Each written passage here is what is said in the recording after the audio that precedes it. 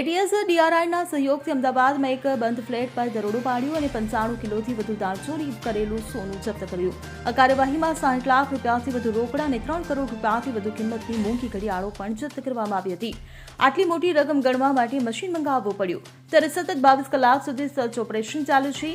ત્યારે સર્ચ દરમિયાન કુલ 107.663 કિલો સોનું મળી આવ્યું છે તથા 87.900 કિલો સોનાના બિસ્કિટ, 11.663 કિલો જ્વેલરી મળી આવ્યું છે.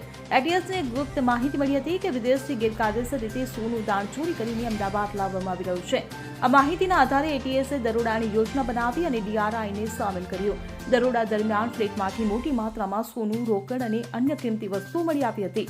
પ્રાથમિક તપાસ મુજબ આ ફ્લેટ પિતા પુત્રની જોડી મહેન્દ્ર શાહ અને મેઘ શાહ દ્વારા ભાડે લેવામાં આવ્યો હતો. મેઘ શાહ શેરબજારમાં બ્રોકર તરીકે કામ કરે છે. પોલીસને શંકા છે કે આ સોનું અને રોકડ કોઈ મિલકતના સોદા દરમિયાન અહીં છુપાવવામાં આવી હતી. એટીએસ અને ડીઆરઆઈ ટીમો હવે આ મામલાની ઊંડાણપૂર્વક તપાસ કરી રહી છે, જેથી સમગ્ર દાણચોરી નેટવર્કનો પર્દાફાશ થઈ શકે છે. Bureau report CN24 news.